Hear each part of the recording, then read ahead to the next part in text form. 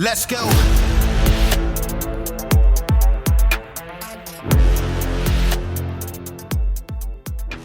Welcome to Citizen. We have a very special guest today. Not retarded.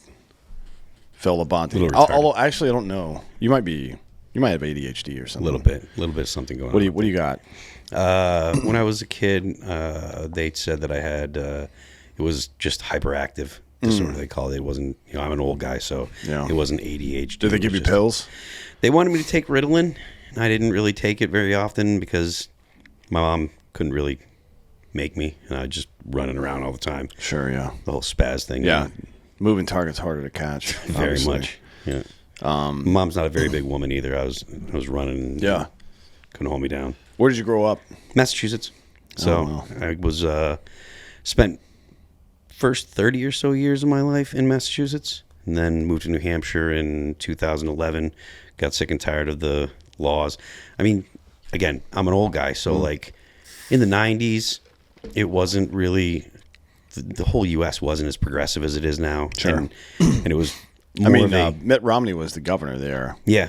Probably, when his governorship in 2006? I think so. Or 8? It was 6 or 8, I don't remember. Something like that. It was in the aughts. Not that he's like a conservative or anything, but... No, but I mean, not a progressive liberal either. Yeah. So, I mean, once the laws started to change and I started to make a little bit of money, I was like, I can move an hour up the highway to New Hampshire and get the hell out of this place. I had a buddy of mine that was had just come back from Iraq, and he got blown up, so he was he was no longer deploying and stuff, and he was living by himself. He's like, yo, I got a place up here, come on up. And I was like, all right, cool. So I moved up there, and we started making guns in his garage. He had an FFL. Making guns, huh? He's got a Type 7 manufacturer. Oh, cool. So I was learning about the gun industry and stuff, and learning how to build guns and stuff like that for a couple of years. Bought a house in New Hampshire. The band is still technically in Mass. Our studio's in Massachusetts. Family's still down there. So I mean, it's not that far. Nah, there's this one highway that goes from the Canadian border all the way down to New Haven, and it's almost a straight shot the entire way. So it makes the drive real easy. How hard do you think it would be for us to invade and take over Canada? Well, I mean, you wouldn't have to go that far, right? Maybe 100 miles to get all the cities and stuff. Yeah, that's the good news. And if I understand correctly, the Canadian military is almost non-existent. They have like a dozen or so actual fighter planes or something like that. Yeah. A couple dozen maybe. Do you know Dallas Alexander? Nope. Do you know who he is? Nope. He's a former JTF-2 sniper. JTF-2 is like their version of Delta, basically. And he was the spotter on the longest confirmed caliber. Oh, yeah. Sorry, yes. I'm familiar with that. Yeah, you guys should have him on the show sometime. He's a really smart guy, but fun too. But he says, well, the public position from Canada is that they have 90,000 people, which for a country of 40 million is not very much, to be honest. But he says it's more like 30, and I'd take his word for it over Mark Carney. That's like legitimate military members. Is that like gunfight? Well, I mean, not even just gunfighters. Just like people who can actually fucking do war. Because I mean, for every one of me, there's like 8 to 16 support people. Yep. You know what I mean? And then for tier 2 and tier 1 operators, double that. So it's like, you need a bunch of competent people there. They don't have the gunfight. I think the thing they're missing the most are the gunfighters, though, because all those guys got out. Yeah. All the dudes I know that were at JTF2 all fucking left. I'm talking about like 8 dudes. I'm not surprised. And it's not a huge unit. So, yeah. Everybody that I talk to that's worked with those guys, like I know a couple guys that are at Bragg, and I know a couple guys in that area. And like I said, my buddy that got blown up, he did security stuff. So like all those dudes that had worked with like the Canadian tier 1 guys and the the actual door kicker dudes, like they're all like, look, these guys are legit. Oh yeah. But like there's just so few people in the country that actually want to do that, and that'll put their really put that kind of commitment in and go through the difficulties that you do to reach that kind of level of training. Like there's not a whole lot of them, Yeah. No, it's not, unfortunately. But fuck them. You know what I mean? I mean, look, they Canada is like if I owned the beach and people came and complained about how hot it was. Yeah. You know what I mean? It's like you only exist out here because of me, motherfucker. Yeah.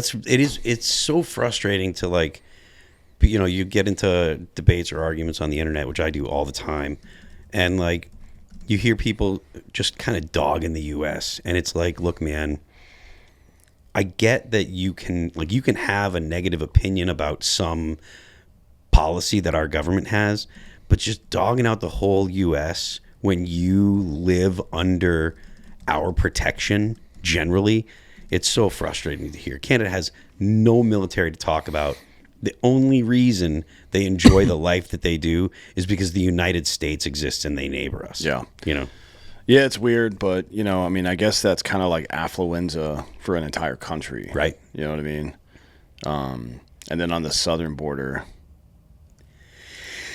It's a whole other story, man. Yeah, it's just, I mean, I get it. Latin America has always been pretty corrupt. But you can't be, if you're Central American or South American, whatever, but you can't, as Mexico, you can't have the president working with the cartels. Yeah. It's too close. You know what I mean? I think we should invade Mexico, frankly. Just take it over. I don't care who's the leadership. I think we should invade and set up a 50-mile DMZ that's patrolled by US whatever military. Elon Musk is building at the time. And if they've got paint swatches and if the skin color is the wrong one, no, I don't know how you would do it, but I definitely set up a DMZ there that has persistent drone flights. 50 miles is too far to dig tunnels. They're not going to be able to do it that far. And it's not just about people focus on the narco terrorism, but what always gets lost in the mix is the actual terrorism, or not actual, but conventional terrorism. And then, of course, the human trafficking is the biggest part of it, right? We continue to have problems with this, and there's no end in sight, so far as I can tell. Yeah. Especially when, like, you hear stories about, or you read reports about, like, you know, the Super Bowl being, like, not just the Super Bowl for football, but like the Super Bowl for human trafficking. And stuff, which is not just human trafficking, but IP theft as well. So, oh really? Yeah, my buddies at DHS back in the day, they had like a full every year. Actually, they do this every year at the Super Bowl, and anytime there's a World Cup or any kind of thing like that, they'll have like a 200-man task force. And their job, and they borrow from a lot of different agencies, but their job is to catch people trying to sell like counterfeit American products, Levi's, for example. A lot of Levi stuff is made in places that China has a footprint, and they will. It's not. They don't technically rip it off. They use the factory, the same factory. They pay the foreman to stay overtime, print more of the jeans, and then send them over here on trucks. Or on boats, and they truck them into wherever they're going, and it looks. I mean, they're the same. Technically they're identical. Yeah. So it only hurts the company. Yeah. It doesn't hurt like the consumer's still getting Levi's technically, but yeah, they have like a 200-man task force every single year to deal with that shit. No shit. Yeah. I don't know how many people they have on the human trafficking thing. Not enough. During Biden, probably none, to be honest. It's so frustrating to think about the just the level of human suffering that happened because of the non-enforcement by the Biden administration. You know, like, I don't know what the numbers are off the top of my head, but, you know, hundreds of thousands of people were trafficked during the Biden administration, you know, and these are a lot of them, most of the time it's kids. 350, I think. Jesus, that's insane. It's insane to think that the Biden and the Biden administration was, you know, whether or not they realized it, which I think that they had an inkling that it was going on, but they were facilitating it by just being like, okay, this guy's got a phone number on his arm, or this kid's got a phone number on his arm. Let's ship him off to wherever that is. And it's like, you don't know if you're giving that kid to an actual person that's going to take care of him or a person that's going to use him like a rag doll, you know? Yeah. And it's frustrating to think that our government just facilitated that without any kind of significant operation to stop it. Yeah, I mean, a lot of people have done work on that. I did a report back in 21 that showed the transfer. Like I was talking to a guy I know that used to be a station chief for the agency in Latin America, and he was walking me through the whole fucking process. Yep. They send over unaccompanied kids.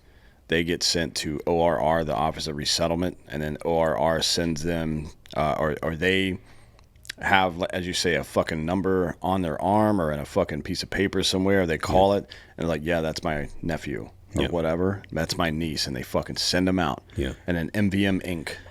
takes them there. Those people that you saw on the fucking those late night flights up in New York. Yeah. It's MVM Inc. is the name of that company, and they're the ones. They're basically just human traffickers for the government. So far as I know, they're still doing it. But there's nobody coming in like that now. Was that the HHS Refugee Resettlement Program? ORR is the resettlement program, yeah. So they go from Border Patrol takes them, they hand them over to, or they take them into custody, and then ORR grabs them, and then this is during Biden. I don't think this is happening now. ORR takes them, verifies who they are. They never actually even talk to somebody on the phone sometimes. Sometimes they just have an address. Yeah. And it's like 15 or 20 kids are going to the same address.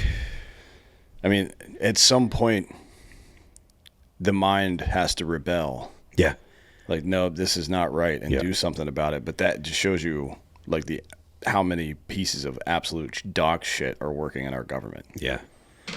It's frustrating. I mean, I forget what the name of that movie was that the guy went into Mexico to try and bust a ring.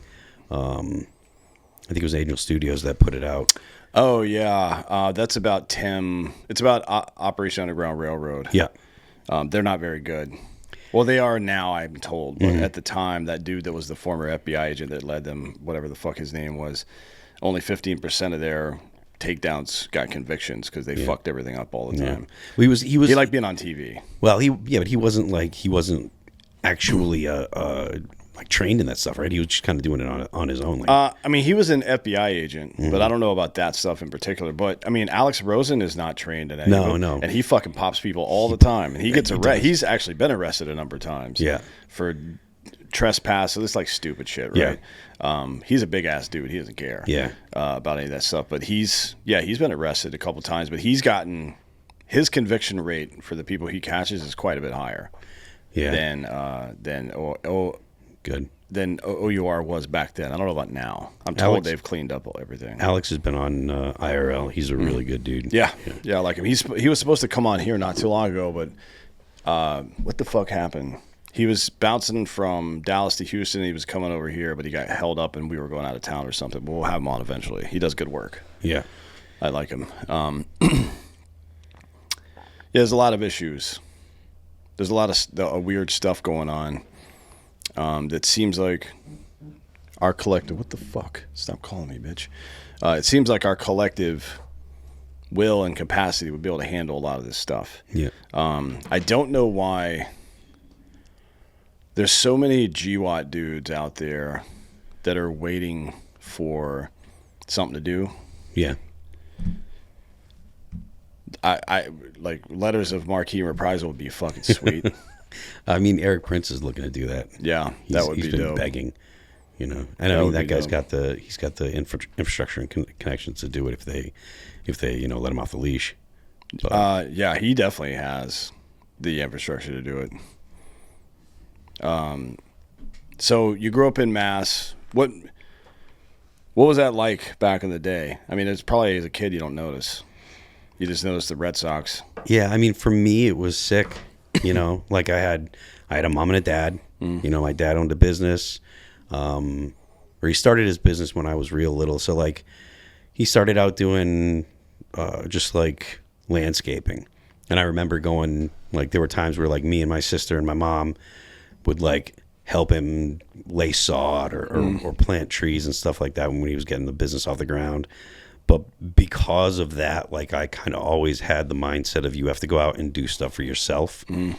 Like when my dad first started his business, and this is a story I heard later. What was the business? He was like I said, he started doing landscaping, and so he would contract. He like if there was a development, he'd try and get the contract to put in all the grass, all the trees, all the bushes and stuff like that. Did that for a few years. Then he bought a machine, started doing site work, doing digging sewer connections, and then he got city Once you get contracts. hooked up with a city, dude, you're pretty much set for the rest of your fucking career there, And unless you fuck something up. In the wintertime, he had an old F-250 that he plowed with, and then bought a F-250 plow with. So he had a manual, like what do you call it? A trailer hitch plow he was using. No, it was on the front. He built it. He built it himself. Shit! He did all the Okay. He took the body, the truck bed off, and he built a dump body on it. That's cool. Climbed underneath a dump truck, and he's like, "Yeah, I could build one of these." And then, he had a background in metal work, so he just got the steel and put it together, and that thing went from. It's awesome. I mean, God, from like I think he bought it in like '82, and he had it when he passed away in 2001 or 2000. But yeah, he just he was the kind of dude that just went and did it. Like he had the F-250 going for a few years plowing, and then a couple years later he bought an international dump truck, a big one, and he started plowing with that. And my uncle would drive the F-250. Then he bought an articulating tractor, and he would drive the articulator. My uncle would drive the international, and I would drive the F-250. So we'd be out in the wintertime plowing. He would be, on the weekends he would go out with his buddy, and they'd cut down trees in the morning just because they wanted to hang out, basically, go make a couple bucks, but basically they're hanging out and, I mean, that used to be one of my favorite pastimes was felling and log splitting. Yep. I used to fucking love doing that stuff up at cabin up north. Yep. Just like a lazy set. You drive up for the weekend and you got a Saturday. It's like, I'm going to drink some coffee and I'm going to go cut some trees down, fell them, and then split the logs. Yep. And then gonna get drunk on whiskey afterwards. It was the whole day. They'd start drinking beers about noon. They'd stop, put the chainsaws down, start drinking beers about noon. You can use you can use the log splitter while you're fucked up. I wouldn't recommend the chainsaw. Not the chainsaw, yes. But yeah, that's classic dude shit. Yeah. I mean, that's something. We're going to talk about the White House Council on Fathers and Sons, which has evolved over time. You and I have both been involved in this. You're friends with Amy.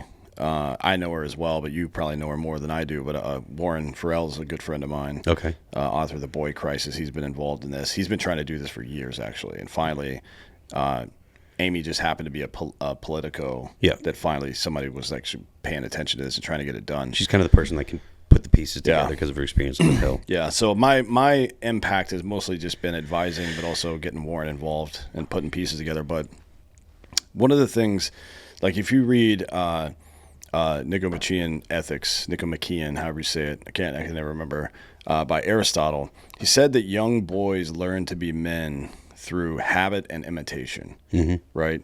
It's like consistent, or you read it as consistency and observation, maybe.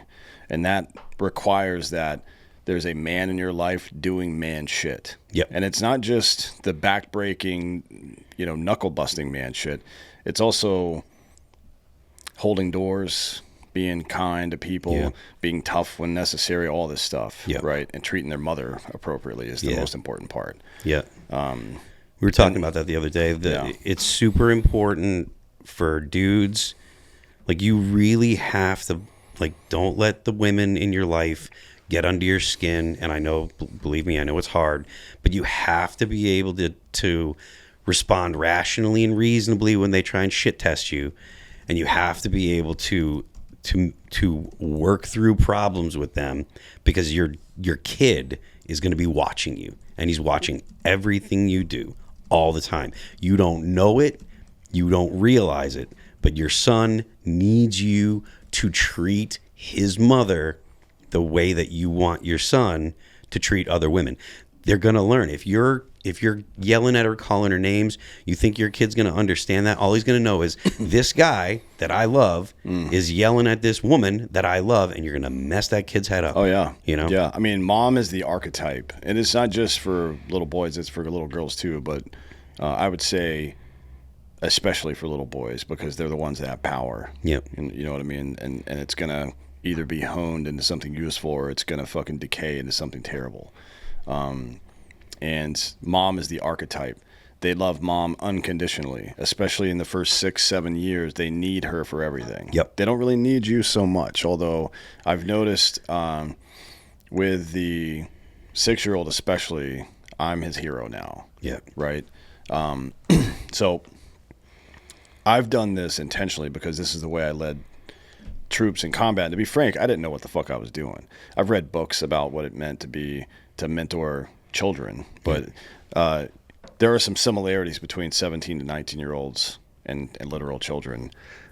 Too many similarities, to be honest. But I didn't know fully what it would be like. But I just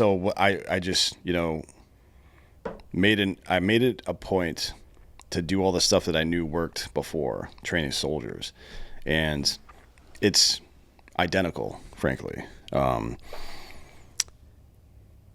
I start by just doing what I'm supposed to do in front of them.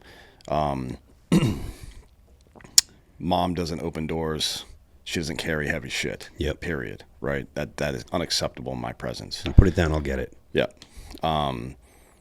And very affectionate with her in front of them all the time. Yep. And the affection part, it's interesting because the older one was a little bit. It's not that he doesn't love his mother, but he's less outwardly emotional in that way than the younger one is, but not anymore, right? It's like seeing me do it gave him permission to just be himself. He didn't have to be closed off anymore. And then I wrote about it in on my Substack the other day, but month and a half ago, maybe 2 months. I think it was a month and a half ago. They're back in North Carolina. I'm here in Texas, and Candace calls me. She's like, just telling me the story. They were coming back from the grocery store, and excuse me, she's carrying all the bags. She lets them out of the car, and she grabs all the bags. Not that many, it's like 4 bags, right? She grabs all the bags, and he goes, "No, I'm taking those," and he took them away from her. She's like, "What are you doing?" He goes, and this is the second part of it, is giving them words to articulate why I'm doing that thing. So he'll ask me, like, I open the doors, he will say, he actually, excuse me, he asked his mom, why does Dan always open the door for you? And she said, because he's a gentleman. And now he repeats that all the time. He asked me why I was carrying everything. I said, because men carry heavy things, right? That's what we do. So now he makes her stop in the middle of the fucking driveway, takes the bags from her, and she's like, "What are you doing?" He goes, "Men carry heavy things, Mama." I'm like, there we go. That right? rules. So that's easy. Yeah. That required a very small amount of effort on my part. And those little victories add up too. Oh, yeah. Yeah. Yeah, because now when he's 12, 13, 14 and learning about civics, I can tell him that one of the heavy things that men carry is civilization. Yep. You know what I mean? And you're at the point now in your life where you need to start preparing to shoulder that weight. Do you think that there are enough dudes, particularly younger guys, because I think that there's a lot of millennials that are just lost, right? There's some in my generation that still understand this stuff, but I think a lot of millennials got just totally brain fried with feminism and all the way that society kind of our society kind of treated men. Do you think that like Gen Z and younger are going to be a better generation of men because there are so many men that realize that you can't allow a feminist perspective in like your household and in society? Or do you think that there's still too much influence where we're not going to be able to have enough guys that have a good understanding of what a man is? No, I think we're on the rebound right now, actually. And I see it with some people that are in my outer circle, I guess, if you want to call it that, friends of friends or people that I just kind of know casually who have had, let's say, type A women in their lives, right? Yeah. And some men don't know how to handle that. A type A woman wants to be dominated more than a beta woman does. Shakespeare wrote Taming of the Shrew in 1591, my friend, and nothing has changed since then. Yeah. We are still the same two sexes. We still have the same general needs. And one of the needs that women have, one of the primary needs, is to be made to feel safe. Yeah. And one of the ways you demonstrate that is you put your power onto her in some way, not abusively, Yeah. right? But pick her up from time to time. You know what I mean? Mm-hmm. Maybe some light choking. Because all human beings, as tight as you want to clutch your fucking pearls right now, all human beings sexualize necessary behavior. Yeah. Right? Especially when it's intersex necessary behavior. Provision. Give your wife something nice and see if she wants to fuck you later. Yeah. Chances are high, right? Yeah. And it's not because she's a gold digger. It's because you have satisfied an intrinsic need that she has, and now she feels relaxed and more attracted to you. That's just it, right? So, yeah, I think I see it. I see it swinging back. I'll tell somebody to get into, hey, why don't you go start working out? Why don't you go start shooting? And then 3-6 months down the road, and it's not always me doing it. Sometimes they get it from somewhere else. But I see it 3-6 months down the road. Now these people are a lot more serious about being a man, right? Because it's one thing, I've got a dick and balls, and I'm just going through life with a dick and balls. It's another thing to shoulder the responsibility, because that's what being a man really is. Yep. You know what I mean? So you have to be capable. Not only do you have to take care of your family, but you have to let them know that you're capable and reliable, and you can take care of them. You know. Yeah, it's a huge thing, you know, and it's the biggest mistake we made in the GWAT, other than the endless war part. I mean, like, for dudes coming back, the biggest mistake we made was to treat them like they needed a fucking hug. They needed work to do. Yeah. You make you make somebody who they are by putting weight on them. Yep. That's it. Yeah. And it's, you know, if you're talking about a child, start gradually. You don't have to ever tell them to do anything, really. That's been my experience over the last year or year and a half or so. You don't really have to tell them anything, and not at first. They'll come to you and ask you later, but in the meantime, they just imitate everything you do. And, you know, one of the other things that I always bring it back to is leaning into this strenuous life that Teddy Roosevelt used to talk about. Yeah. Mm-hmm. It's like, if you think about nature, there are some obvious examples, like time and pressure turns carbon into diamonds, right? But even a flowing river is healthier than a fucking stagnant pond. Yep. You know what I mean? So you should be moving. There's I forget what it was, but there was this story about trees that were grown, and they were grown in a place where there was no wind, and the actual wood itself was very weak because the fibers didn't actually develop the strength that they needed because they didn't have the wind pushing on them constantly. So that, like, our last record that we just released, I named it Anti-Fragile because human beings need that resistance. Like, men specifically, but like human beings need something to push on them. Like you're saying, like when the astronauts go into space and they stay up there too long, their bones get brittle. Yeah. Their bones get weaker because you need that resistance. You go to the gym, you lift heavier weights, you become stronger. Like, you can't just like, the whole idea of like exist in the pod and just like sit around and play video games, that is so detrimental to human beings. And I think that there might be some people that'll give up on life like that, but I think that there's going to be a certain segment of the male population that's going to say that's an anti-human kind of way to live. You have to go out into the world and do things. It's like that movie Gamer with Gerard Butler, where there's this fat as shit sitting in a fucking chair somewhere. South Park parodied it, and nobody understands that they did it. So I don't know if you remember this episode. You're a South Park fan, right? The episode where they all play World of Warcraft? No, that one's funny too, though. No, the one where Kyle's little brother and all his friends are playing Minecraft, and they're actually not even playing it. They're watching other people play it on YouTube or whatever the fuck. And they keep calling Stan and Kyle grandpa all the time, even though they're like fucking 8 or whatever, right? People think Matt and Trey are just such clever guys. People think that the main point of that is that the older generation just doesn't understand the younger generation. But a big part of it was these kids who, these 8-year-olds who were playing Xbox or PlayStation from their individual homes on the same server. Now these kids aren't even playing, but they're in the same room together. Yeah. You know what I mean? And I think that's something that's going to bring it back for people a lot. I don't play video games all you want. I like fucking playing video games. I don't have time anymore. Yeah. But I like playing video games. But the best times I had playing them was when I was in the Army, and 3 of my buddies and myself would get together and play hockey or soccer or something, all on the same team. Like we're playing together and stuff. Yeah. Those are really fun times. Also, just, every time there's a break, do some push-ups or something, right? Yeah, right. Like, don't be a fucking fat piece of shit.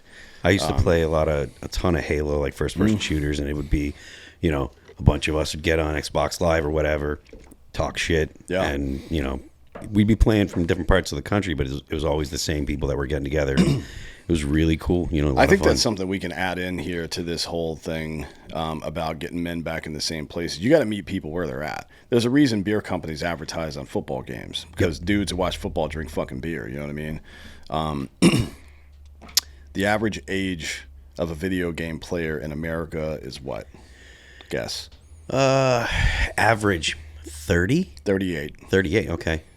That means dudes in their 50s are playing. I mean, like, I just had a kid a couple months back. He's 4 months, so I haven't had any time to play because... Yeah, but you will. I got a lot of stuff to learn, and I'm trying to be a good dad and stuff. But before he was born, I was playing a bunch of video games. I used to play a bunch of Destiny. I played a bunch of Battlefield 6, Yeah, so why aren't... why all of these fucking, let's go become a man camps, which are super gay... It's like going into the woods and stick fighting and screaming at each other and stuff. It's like, okay, why don't you just get men in the same room and talk about dude shit? Yeah. Dudes like to play sports and they like to play video games. Yep. Well, that's like 2 of the top things that dudes, and you could add gambling into that now too. Yeah. So why isn't there one of these, forget about a retreat. Why aren't there places popping up all over the country right now that have gaming systems in them where you can go play fucking giant LAN parties or something every weekend with your boys? That'd actually be sick. Yeah, it'd be fucking cool as shit if you just had 6 groups available and everybody's playing against each other. Have you been to one of these before? Because dudes they're like, fuck you. Yeah, I mean, it's really LAN fun. parties are great. Like when I first... You probably need to hire security for it, to be honest. Stop the fights. When I first... the first time that I was playing any kind of online video games, it was in it was in probably 95 or something like that. And... there was this little cafe in the mall. Oh yeah, called I think it was called Worldwide Cafe, and they had 10 video games set up. And I worked in the mall, and after hours, we'd all go over there. We'd sit down and we'd all play Quake. It's a first-person shooter, and we'd play until 1, 2 in the morning, just sitting there talking shit. But LAN parties are absolutely awesome. That's a really good idea. Open a place or have a place where you can set up your video games and have a bunch of dudes come in. Here's your teams, and everyone can talk shit and be in the same place and, be guys. Yeah. Yeah, it's fun. There's not a lot of male spaces anymore. That it's true, but I think a lot of that's because of the fact that women kind of feel like because of feminism, women have decided that they want to invade male spaces, and they invade male spaces, and they can't help but turn them into a different thing. Yeah, yeah, 100%. Yeah, I mean, so the latest research over the past 10 or 15 years or so about these underground cave systems that we see from antiquity. It appears as though only men were allowed to go in them. Right, which is kind of ironic considering the phrase "man cave." Yeah, when that phrase became popular, we didn't know this. Maybe somebody had surmised it at some point, but what had happened was what would happen is the same as I can't remember what the name of the program is that the Spartans run, where they churched it up a lot in 300. You didn't go out and hunt a wild wolf. They chained a wolf to a fucking tree and you stabbed it to death, right? But a 12-year-old has to go out, do some feat of hunting or war or some bullshit like that, and then you get brought back into the tribe and recognized as a member of the tribe. Part of that process for the people who were living in caves at the time, this is pre-Sparta obviously, was that they would bring them down into the cave and initiate them in some way. A lot of different ways to do it, but one thing you'll notice are a bunch of war paintings and a bunch of pornography drawn on the walls because it was a male-only space. Yeah. It's like, here's tits and pussy, and here's how to fucking stab somebody to death. Yeah. Little Johnny, all right, go on about your business. And then they, only after this ceremony, would they bring them back to the tribe and introduce them back to the tribe as a man now. Sometimes they would literally change their name, right? They would have a child's name, and then they would have an adult name as they came back in. These male spaces are important. Yeah. Because the thing that a man fears most from a woman is embarrassment. So when you're in that building phase, when you're doing tests and trials and stuff like that, it should only be your peers around you, right? That's what protects you from that. And that not in a safe space kind of way, but protects you so that you can fail enough to learn what the fuck you're doing correctly without worrying about what anybody else is thinking, right? Yeah, because failure's hard for guys too. You know that everybody in the room has also failed the same way you did. That's why they're laughing at you right now. Yeah. That's just like fucking basic training. Yep. You know what I mean? Absolutely. When it comes to, just as an aside, when it comes to like failure, I really wish there was a way to make people understand how important failure is. The idea that you're going to just show up at something and be super competent, like that is not how anything works. I got kicked out of a band. I tried out for another band and didn't get the job. And both these bands went on to be like touring bands. And I was kind of the dude left at home for a couple years. And I'm just like, I am not going to be this guy that misses the boat, because all this stuff was happening in Western Mass and all these bands were getting a bunch of attention.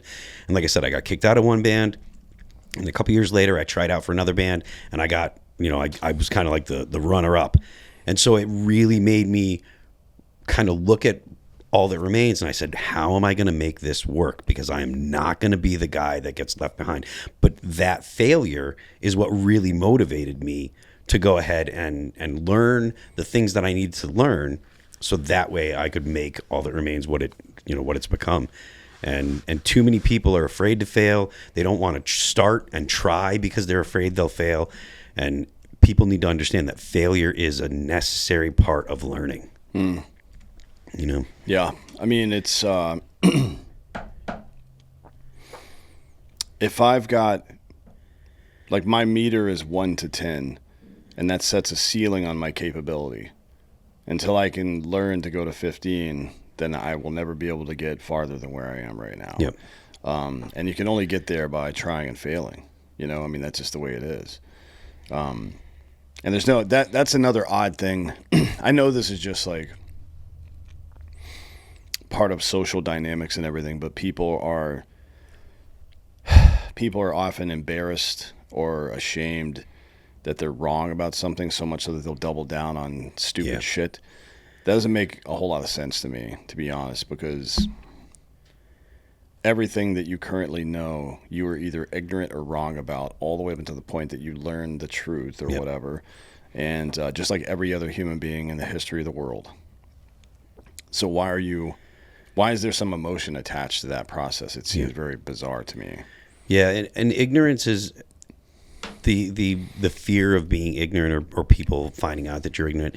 When you think about how much stuff it's possible to know about, you know nothing at all. Even if you're extremely well read and extremely learned, like, there is so much stuff that you don't know about.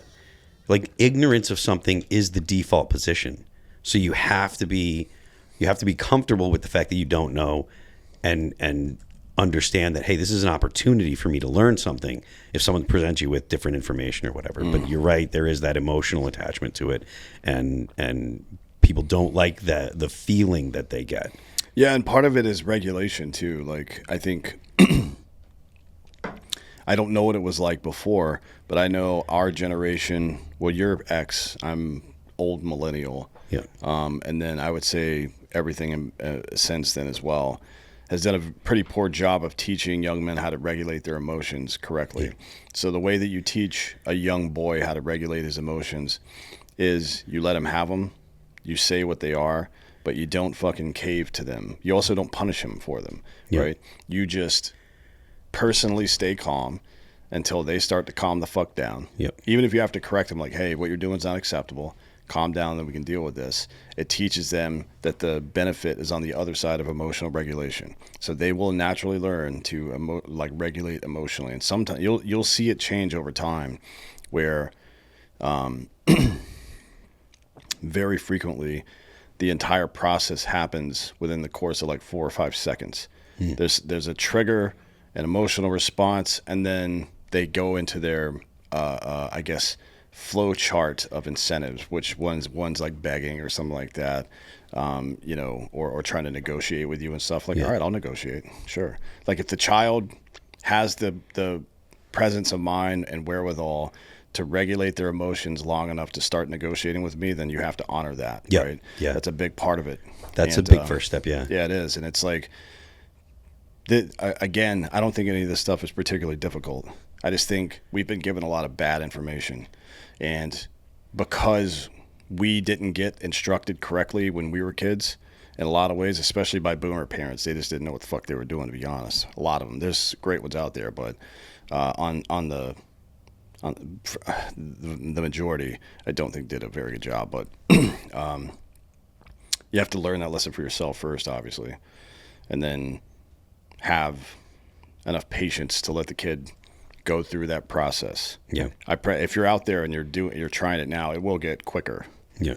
It's easier the younger you start, the easier it gets. Sure. If you can teach kids, man, until like 4 or 5 years old, this is all gobbledygook. They have no capability to emotionally regulate. Yeah. It's just like emotional triggers. Just a wild animal. Yeah. Around 5 and 6 is when you can start like shaping them a little bit. You got to start immediately. It's just easier. You know what I mean? Mm-hmm. It's not to say there's not still going to be meltdowns and stuff, but they certainly get less frequent. And then one of the other things I've noticed is now the 6-year-old is helping manage the 3-year-old's meltdowns, right? It's one of the good reasons to get or to have multiple kids is because they not only are they watching you and learning from you, but if you've done a good job with the older one, the older one is going to want to emulate you and help with the younger ones, and they'll learn from each other. Yeah, that's the one thing I didn't see coming, actually. Like all the other stuff, I just assumed it would happen because it's worked with training soldiers and stuff before. What I didn't expect is for the older one to unprovoked lean into the big brother thing like that. And it happened pretty rapidly after once it started to click with him, some of this stuff, pretty rapidly he got into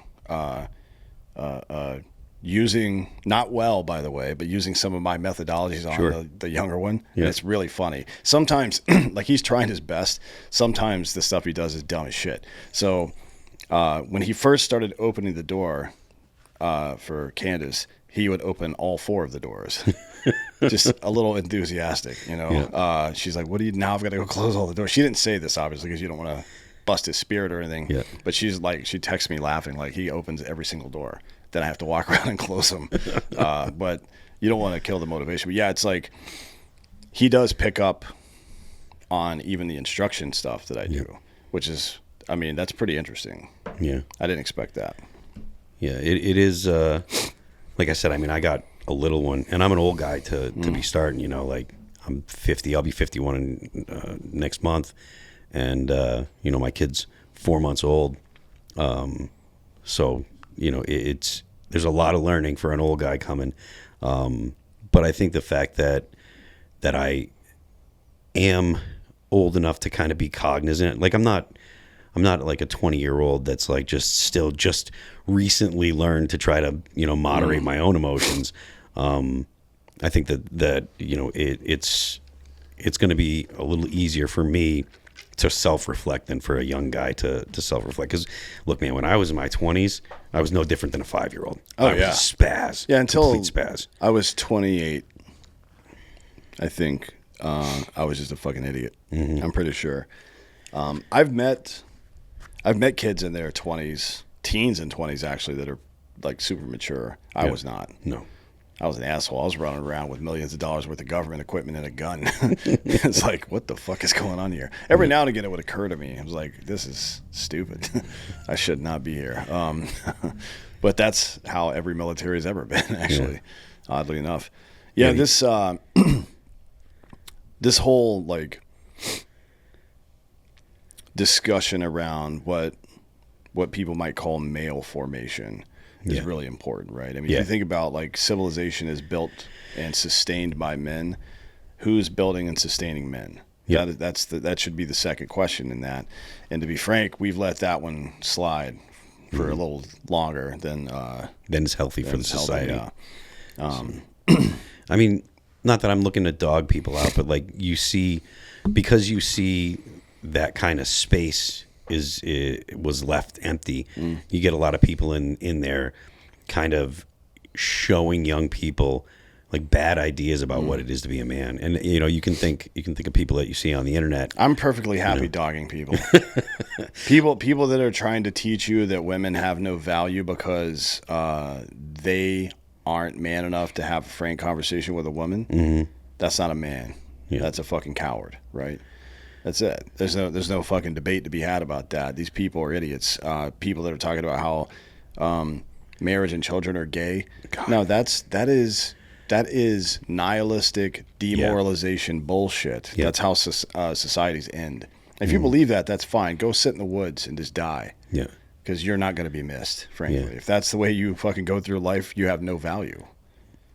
You have to be able to discern the difference between what is actually positive masculine traits and masculine behavior and what is like just show, like just like peacocking and stuff, which there's some young guys like that are on the internet they're just too young to really even have their own shit together. And they're influencing younger guys and because they're making good money on the internet or whatever, they're just like, throwing money around and all flashy and shit. And it's like, look, man, you do need to be able to make money, and the more money you can make, good for you. Like, I'm not a guy that's a hater on people that have wealth or whatever, but like, you can't just sit there and say, look, just go out and bang a bunch of women and knock a bunch of chicks up and have a bunch of kids. Like, you have to be a father to these children. Yeah. Like, just having babies, just making babies, that's not enough. Like, you're just continuing dysfunction by doing that. Having a kid means becoming a father, and you have to do a lot of things to be a father. You have to do a lot of work. You can't just say, well, I've got a bunch of kids and I just pass them off to the woman to raise. And it's like, no, you're just gonna your woman is gonna raise a dysfunctional man. And you're gonna just perpetuate the cycle of bad men in society. Well, I mean, if you see like, it can be unsettling and uncomfortable to watch, but when you introduce a puppy into a new herd of dogs, or I guess a more recent example is Punch the monkey, right? Homeboy doesn't have great social skills. Some of the moms and dads in the group fuck his ass up a little bit, and then he fits right in afterwards. Just like a week just or whatever. Like we drew it up. That's exactly how it was supposed to happen. People are freaking out. And it's a cute monkey, but people are freaking out about that process. Like, whether you see it or not, that's how every fucking species operates. Every one of them. You introduce, and it's mostly men, by the way. You introduce some new guy into the male group, and I'm talking about fucking tier 1 operators. You're the new guy, which means you're one of the best 200 gunfighters on Earth. Out of the 8 billion people that exist. And still, they're like, who the fuck is this guy? They know for a fact that he went through all the shit we did, and that some of my guys on my team chose him, right? So we know he's competent, but still, fuck this guy until he proves to me who he is. That's completely normal. And it's not just normal. It's very useful. Like, men build civilization and finance and all this other stuff to impress women. Let's be real. But they become men to impress other men. It's not to impress women. Just like women are much more critical of other women than men are of women. Men are like, she looks good. You know what I mean?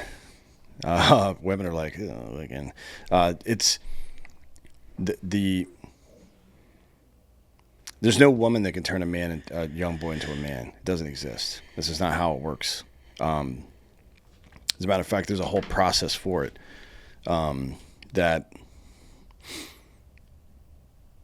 you hear people talking like, particularly feminists and stuff like this. You know, that men are bad and you know, men are toxic, etc. And it's like, well, who raised them? You know, like if women are in control in the house, in the home, and women are in control in schools, like who's raising these boys? Like why do they, if they seem like there's a massive amount of dysfunction, whose fault is that? Yeah. I mean, it's because not men's fault. They've learned emotional regulation from the wrong sex. Yep. And they've learned incentive structures from the wrong sex too. The female incentive structure is to build a social network around me that protects me from danger. That's not how a man should think. No. A man builds a physical network to protect the tribe from danger. It may sound similar, but they're very fucking different things, which is why this process of indoctrinating a young boy into manhood is so fucking important. And there's really clear, there's specific things that they go through historically that must be done, otherwise the process doesn't work. So you have to separate them from mother first, right? Separate them from empathy and introduce. And this happens sometimes all at once if they're older, but if you're lucky and you get to this younger, you can do it gradually. But you separate them from mother's empathy. Mom should not be disciplining the children. That's just not a thing, right? Mom is the archetype. She is the thing that you respect. And if you disrespect her, you got a fucking problem now, buddy. I've had this conversation with both these kids. Like, you can say whatever you want to me. You can yell, scream, whatever. If you're disrespectful to her, the conversation's over. Now you're in trouble. The second ordeal is pain. Not physical always, but sometimes it's physical. Fear, exhaustion, deprivation, all this stuff. I mean, just think about basic training. That's what the purpose of this is. The form varies, but the function never does. It's about moral testing. It's about forcing this young man to reach into his foundational principles and decide who he's going to be, right, under the most extreme conditions. And then comes the instruction. After you've broken them down, you're like, and this is the process that I use. I show them, I do the hard thing consistently in front of them, and then when they come to ask me, then it's an instruction. I never start by telling them to do stuff, unless it's for their physical safety or something, obviously. Yeah. But this is the way that we've transmitted culture through all of human history, through storytelling, right? And storytelling is, they are maxims that contain our cultural principles in them. This is what men do, right? And then comes recognition. You bring them to the men, and the men recognize them as part of the tribe, and then reintroduction or reintegration, as I mentioned before, as a man. This is a man now. And all the other men that you respect say that's a man now. So you say it's a man now. That shit has to happen. Otherwise, civilization collapses. And right now, we're on the brink of it because for a number of reasons, it isn't just about the failures of men. I mean, a lot of it is birth control and how, men will chase what women desire in men, to some degree at least, especially if men aren't holding other men accountable. So we've had both of these things happening. We've had women on birth control who are more likely to be attracted to Timothy Chalamet than fucking Henry Cavill. Are you out of your fucking mind? Yeah. Candace has been having a field day on Twitter about that, by the way. It's like, what the fuck are you assholes talking about? Then they come off birth control, ironically, and don't like the guy anymore. Yeah. Whatever. But then you had, from the other side, and you probably remember it in the late 2000s, early 2010s with all these fucking dipshit hipsters. Mm-hmm. The skinny jeans, all the effeminate bullshit, the metrosexual stuff. It's like, no, man, that's not what an adjusted woman likes. I'm sorry. And now you see these articles online about like women, liberal women in cities. Like, why can't I find a man? Why can't I find a man? It's like, well, you can. He's not going to vote the same way you do. Yeah. You're going to have to understand that what is actually going to make you happy is what you've been told is bad. That's why you see like a bunch of people that are, women that write stories. They're like, oh, I had this fling with a MAGA guy or whatever, and it's like, and after that, like, I had a great time, but now I can't find a guy that makes me feel the same way. And it's like, well, you're going to men that don't have the same kind of foundation, the same kind of understanding of what it means to be a man. Yeah. Yeah, and it's, I mean, I know dudes who, up until pretty recently, qualify certainly as men who were Democrat voters. I don't know many now, to be honest. All of my friends who are dudes who are Democrats have all stopped voting for Democrats now because they've gone fucking crazy. Yep. I mean, the right has its own problem dealing with these dipshit groypers and stuff like that, but that is a fractional minority. Yeah. I mean, you can see it in the polling. It's still 85, 90% are still on board with what's going on here. Yep. And the left, if you look at the rankings for who's going to run for president and stuff, I mean, think about it this way. Certainly Rubio's done a great job so far as I'm concerned, he's the best Secretary of State in this country's history up until this point. We'll see. He's really stepped up. Like, no matter what your thought about him prior to becoming the Secretary of State, he's really shown that he is an incredibly capable guy. Yeah, he really is. So he's done a great job in public. I think Vance has done a pretty good job communicating in public too, but they have flip-flopped in the order very publicly. Just recently too. And it's... in my opinion, it is almost entirely about Vance's relationships with people that are on that fringe community. People get really uncomfortable about that stuff on the right, and it's a good sign that they do. I don't think Vance is a groyper at all. I don't believe any of that shit. But I think he doesn't want to abandon. My feeling is, and based on people that I know that he knows, my feeling is that he wants to fucking drag those people out of stupidity and back into the fold. And I understand that, and I have no issues with that either. The like Tucker is an idiot.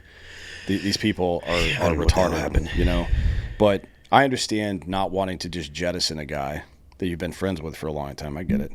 But Rubio is not affected by that, and it's been a 20-point swing, right? Yeah. On the left, however, the rankings for presidential candidates, Shapiro's in the second slot right now.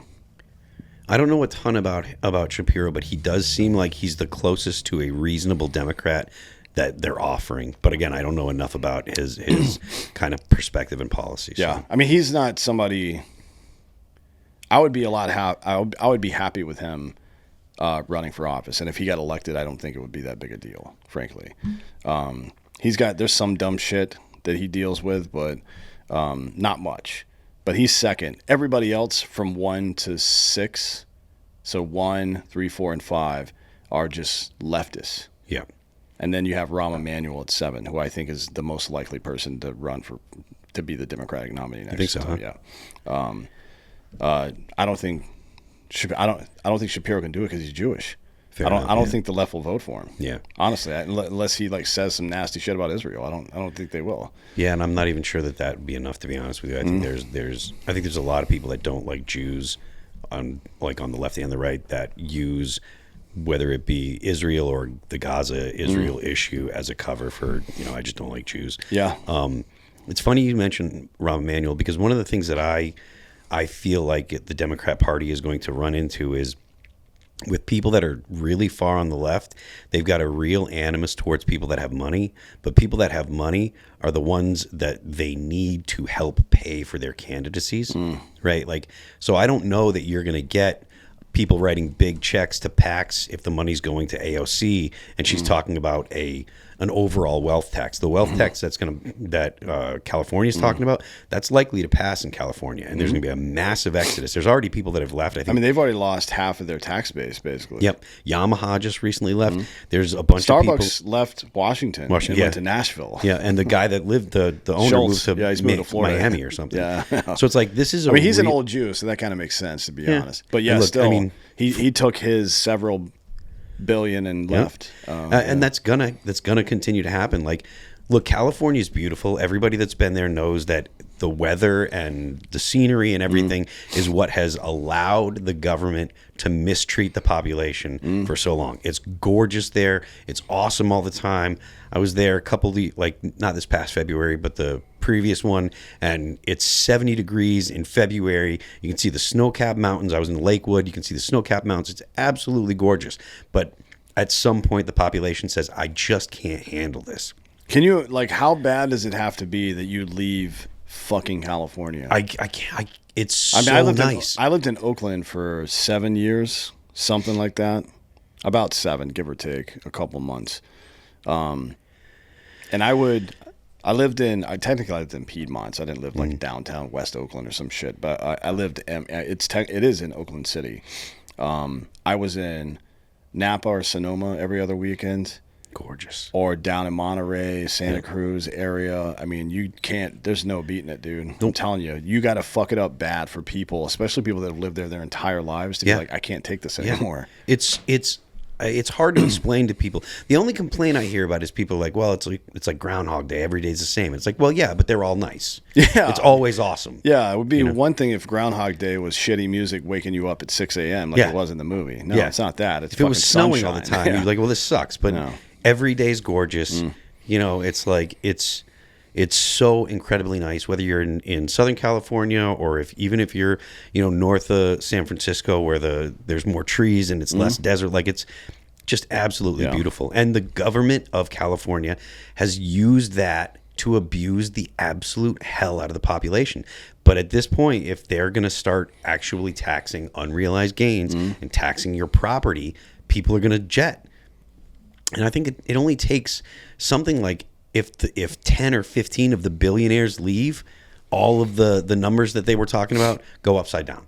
Yeah, they're already not possible. They're like, I think they had a $2.8 trillion tax base or something like that, and 1.2 of it is left. Yeah, it's just not going to work. And if you get a Democrat in the United States that has that as the president with a Democrat Congress, they'll try and do that here. Ro Khanna and Bernie Sanders have already proposed a nationwide wealth tax like that.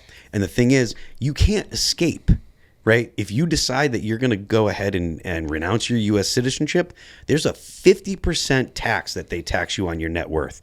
So, like, there's nowhere to go. Like, states can't do that. They can't say you have to stay here. There's a bunch of clauses in the Constitution that prevent it. But if the federal government passes it, there's nowhere left to go. There's somewhere to go. The mattresses, right? Well, yeah, but how do you how does Elon Musk put a fucking satellite in his mattress? You know what I mean? That's. I think. I think we're getting close to people being capable of being convinced to do a tax strike, to be honest. Yeah.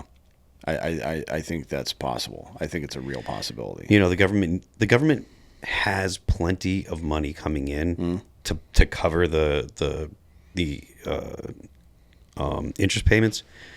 If they were just smarter about the way they spent money, if they made serious cuts, if they really did go after the waste, fraud, and abuse, because you've seen in Minneapolis that the abuse and the fraud is beyond what anyone thought it was. Like when I heard the numbers coming out of Minneapolis that were federal money going, that was just being literally taken out of the U.S.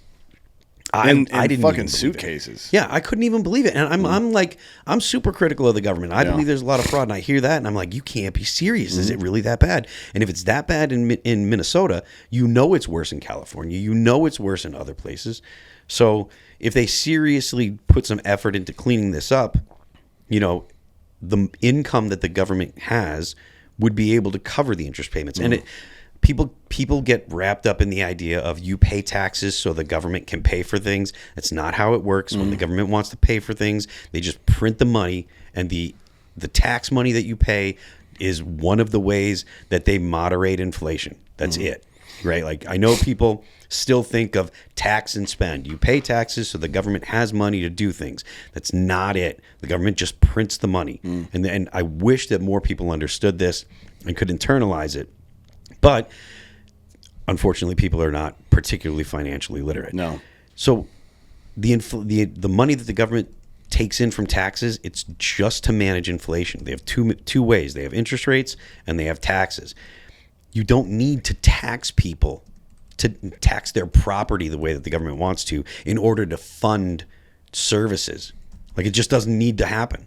Like, that, this is all about attacking wealthy people, because the Democrats have convinced such a large part of their voter base that the reason that you are struggling is because Elon Musk has Starship. Yeah. You know, Yeah. the reason that you're struggling is because Jeff Bezos owns Amazon. And that's not the case. These people, like Bezos and Amazon, like something like probably 75 to 80% of Americans make at least one purchase a week from Amazon. Like, it's a massive business. Amazon has made everybody in America's life better. You don't want to tax Amazon to pay for things when, like I said, the government just prints up the money. You don't need to tax these people to pay for things. And if you start taxing their property and taxing unrealized gains, they're going to stop trying to expand their businesses. They're going to stop hiring people. They're going to start firing people. It's going to be an absolute it's going to be a shit show for the economy. Have you guys had Austin Padgett on before? No, but I know who he is. Ludwig never misses, right? Yeah. He's he lives here, actually. Does he? Mm-hmm. Okay. His wife was the head of the LP. Yeah. For a while. Well, they were both co-chairs, I think. Okay. On the last one, or the one, maybe it was the one before that, 22. It was either 22 or 24. But he's the one that got Trump to come in and speak. Yeah.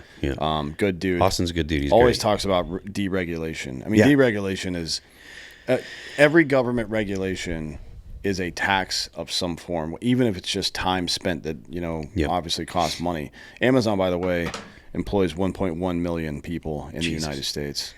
That's a lot. But yeah, people aren't super financially literate in a lot of these ways. They do think of it as like their own bank account. That's not how a government operates, especially not with fiat currency. But it's why, and I'm frustrated by this, it's why the process we're in right now to reindustrialize and take in foreign investments in manufacturing there's so much benefit to that for the United States that I don't think people understand, and I think they don't understand it because nobody in the administration has taken the time to explain it to them. I've been bitching about this for a full year now. Mm-hmm. As soon as they started laying out the plans for what they were going to do, I'm like, oh, this is very obvious what's going to happen. So, one, reindustrialization creates good jobs. Yep. Manufacturing jobs are good jobs. But it's twofold. A foreign company like TSCM, who's moving 2 chip plants here, or any of the car companies who are now going to build inside the U.S., or any of the other companies who are now going to build their products inside the U.S., it creates jobs and it creates tax revenue, okay? That's 2 things. The other thing that's more subtle that people don't understand is that it brings outstanding U.S. dollars from the open global market back into the United States. That move that the Treasury did yesterday where they bought another $15 billion of our debt back, every single time they do that, it's a compounding thing. That $15.7 billion in debt they bought back is going to save us that much money just this year in fucking interest payments. But also it creates deflationary period. So the Treasury takes in whatever it is, tariff revenue or internal investment from foreign companies or whatever it is, and they take that money off the open market and they buy debt with it at the same time. It wipes out double the amount of debt, essentially, right? Because it creates a deflation of our currency, plus it wipes out literal debt.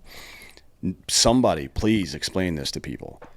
Go full Ross Perot with a butcher block. Right. Like, have Scott Bessent's gay ass stand up there and explain this to fucking people. He's smart. He knows what he's doing. He's probably the smartest person in the administration. He's, that's probably correct. Yeah. Please explain this to people, because the other part of it is that it's going to take some number of years to get this done. Yep. It's not going to, we're not going to have a great economy tomorrow. We're going to have one in 4 years probably, right? That part is very frustrating for me. When you can see I've mentioned this a couple times on the show. USA Today, like 3 weeks ago, I think, had an op-ed. It's like every marker for the economy is going up. Why isn't Trump getting credit? Yep. It's a good question. Well, partially it's because of the narrative the media spins. Sure, that's part of it. They don't want to give credit to Trump because it's going to hurt the Democrats in the fall. Yeah, that's definitely part of it. But this is the thing. This is the kind of thing where you pay somebody to do a documentary, or like some kind of content about it. I think it's important. I think the RNC or somebody like that should be paying somebody to discuss this. Not me, somebody that really understands financial networks and stuff like that, to explain, and currency as well. I mean, Scott Bessent knows more about it than anybody. He was Soros' fucking currency manipulator. Yeah. People forget about that. He wasn't on the political side, so don't give him any shit for that. But the guy who was out there helping fucking Soros make billions of dollars, that was Scott Bessent. Now he's got the full weight of the U.S. government behind him. He should be in that job for the rest of his life, so far as I'm concerned. Yeah. Or he should be the Fed chair after he's done. Maybe that'll happen at the end, but TBD on that. But yeah, it's really frustrating to see all the moves being done to win. And then, the Trump administration is not great at messaging anyways. Because he talks, just the way he speaks, he says stuff like that's off the cuff, that doesn't really mean what he's saying. And then he gets mad at people for misunderstanding. I'm like, well, fucking speak like a normal human being, asshole. Yeah. And that won't happen. There are times where he says stuff and I think it's funny, but that's not how a president should talk. I like most of the policies that he's done. I think have been good and I like them. And again, like I said, I think he's funny, but it would be better if we had someone like Marco Rubio that was explaining this stuff. Can I grab a piss real quick? Yeah.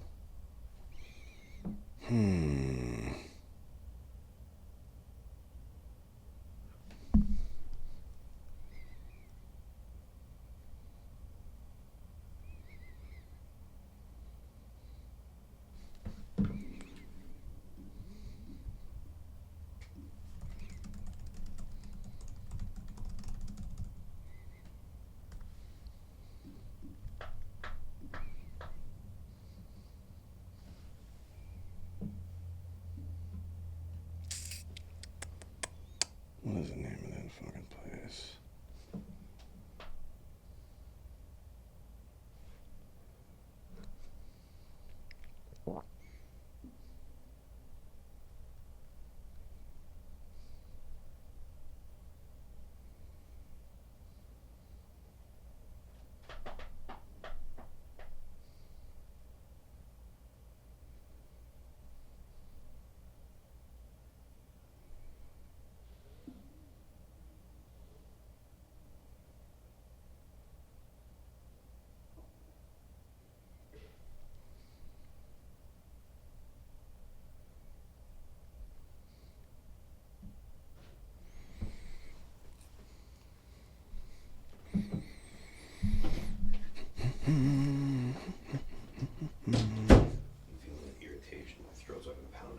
Yeah, good. It's a good plan. You ready? Yeah, go ahead.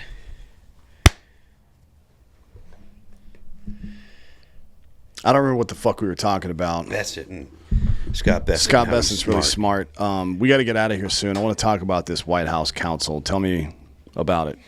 So it's based on, the framework is based on a plan that Obama had. He had the White House Council on Women and Girls. And then it became Obama had it. Then during the Biden administration, they changed it to the White House Council, I believe, on gender. Right? So the framework's there. So Amy and I started approaching legislators last year, or in 2024, right before we did the Megadeth tour. And we had a couple meetings, and we were trying to talk to some Democrats because we wanted it to be bipartisan. And as you would assume, that doesn't really fit into the Democrat plan. First of all, it's about guys. Second of all, it's something that would have been positive for Republicans, and so they just weren't interested. When Donald Trump was elected, then we were like, okay, this might actually be a thing we can do. So Amy did all the real legwork. She used to be a staffer on the Hill. She worked with Mary Landrieu, worked with Jean Shaheen. So she had the connections, and she's written up bills. She knows, she knows about how DC works. But the long and short of it is to get funding and the government itself to start focusing on the needs of men and boys. Initially, it was men and boys. Now it's fathers and sons, which I think is even better. Yeah, sure. But like the government has no problem kind of focusing on the margins. They have no problem finding money to do things for LGBTQ groups or whatever, or finding money for women's studies or what have you. But it's like the foundation of a country are its people, and you aren't going to have a healthy society if you don't have good fathers that are building it. Like you said, like you say all the time, like men build society. That's right. And you're not going to have a generation of good, strong men if you don't have fathers that are raising their sons. Yeah. And so what the details are going to be, like what it's actually going to look like, I'm not even 100% sure. But just to have the government kind of focusing on this stuff, I think that it will be something good. Yeah. There were some stipulations, like we wanted to make sure that I think part of the reason why they went with fathers and sons is because we didn't want to have any trans people saying, "Oh, well, I'm a man," and you're not a man. No, we're not doing that. That we're not playing that. We're not going to let the progressives kind of poison the idea behind it. So yeah, I mean, it turned into an actual bill that is right now. It's looking for co-sponsors. Right now, you've got Representative Moran and Van Orden, who's a former Navy SEAL. I didn't know Van Orden was actually on or not. I know that he'd been interested, but I didn't know that he was going to be involved with it. But yeah, I talked to Brandon a little while ago. I'm not sure when this thing will get out of committee, if even if it will, but it'll get out of committee. If Brandon's in Congress in time, I assume he would jump on and be a co-sponsor. For sure, yeah. But I mean, I haven't spoken to Massey, but I think Massey might be involved, might be interested in being involved.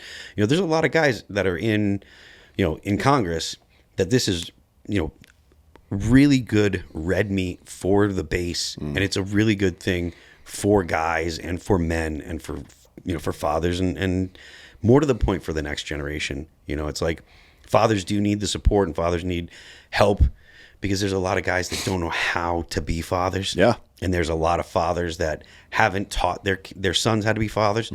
But now we've got there's always a new generation, but we've got this generation of boys that are really skeptical of leftism, skeptical of the feminist movement and stuff like that, correctly, in my opinion. And like these young kids need people that are going to teach them how to be good men and good fathers. Yeah. There's I wrote this the other day, but civilization continues not through grand declarations, but through moments like when your child observes you and starts doing the right thing over time, which is why restoring the father-son relationship is not nostalgia. It's stewardship of the greatest civilization in the history of this fucking world. Yeah. This is non-negotiable so far as I can, or as far as I'm concerned. We are the best civilization that's ever existed. Yeah. And we're not owners of it. We're custodians. Yeah. And it is our duty to pass it on to the next generation. And right now we don't have much to pass on. So that's got to change. I mean, the idea of being stewards is a great way to articulate it, because it isn't ours, right? It's always the next generation's, and it's our job to take care of it for them. Particularly when you're dealing with, like you said, this is the greatest society, the most successful, definitely the most powerful, and that power is used very sparingly. Even though people will say, "Oh, the United States is." People that are critics, they'll say the United States is so warlike and blah blah blah. Yeah. If the United States was actually as warlike as these people that are critics say, the world would know it. It reminds me of the argument that 2A people make. Look, if gun owners were the problem, you'd know it. Yeah. You know? And the same thing, like if the United States were actually warmongers that were trying to subjugate the whole world, like the whole world couldn't do anything about it, really, at the end of the day. Yeah. The U.S. is so far when it comes to military capability beyond what any other country is. Like if we were this evil society, the rest of the world wouldn't be able to withstand it. And we give away more money than any other country in history. And I personally think that's actually detrimental to a lot of countries. I think it teaches them to be relying on the U.S. when they should be learning how to take care of themselves. Well, I think that's one of the good things that's happening between the U.S.-Israel relationship is that, and it's not coming from us, by the way, because all the war hawks in D.C. want to perpetually fund Israel. Yeah. But Israel's like, actually, we're kind of establishing relationships with Jordan and Bahrain and UAE, and we don't want this money from the U.S. anymore. I'm like, fuck yeah, dude. Good. Hell yeah. You made the right decision. We should have probably done it for you before, but maybe the conditions weren't set yet. You know what I mean? Whatever. But yeah, I agree 100%. You don't fucking turn somebody into a functional member of society, whether that be the state, your country, or the earth, by taking care of them all the time. You can't. You have to. I mean, it goes back to the old saying. You know, if you give a man a fish, he'll eat for a day. You teach a man to fish, he'll eat for life. The point is, you have to be able to sustain yourself, right? And that's the role of fathers, you know, broadly. Teach their kids how to become men. So that way these kids can teach their sons how to become men. This is something that's, I mean, it's as old as the human race is, you know, and it's something that because of progressive politics and because of our desire to be nice as opposed to our desire to be good, we've allowed it to slip away. Yeah, nice and good aren't the same thing. No, and too many people think that it is. Yeah, nice is something that weak people do. You can be evil and be nice. Yeah. Very easily be evil and be nice. Yeah. But you can't be evil and good at the same time. No. You know, you want to do things that are going to be. You want the fathers in your country to do things that are going to teach their children, and I think that this White House council isn't a silver bullet. You know, you need people that are going to be talking about these kind of ideas, and you need them to be in public. Yeah. You know, I would love to see more of this in popular culture, like in movies and stuff. There was a time where, you know, fathers in movies weren't portrayed as idiots. You know, fathers on TV weren't portrayed as buffoons. And it's only because the mother's smart and the mother's smart and great and blah, blah, blah, that she comes in and saves the day. Yeah. That's incredibly detrimental to a society because you're telling a generation of young men that they're expected to be morons.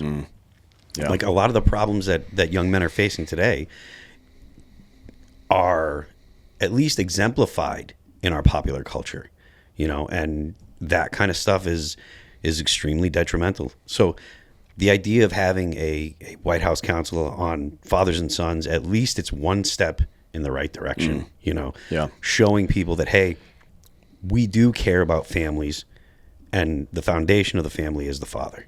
Yep. You know, that's right. And you can get involved as well. This bill's in committee. It's HR 7800 7800. If you're not in Van Orden or Moran's district, you should call your congressman and tell him to fucking get involved now. Yep. Especially anybody that's on any of the committees that this would relate to. So yeah, look up your congressman, see what committees they're on. If they're on anything like this, hit them up, tell them to stop being bitches. Basically, tell everybody where they can find you.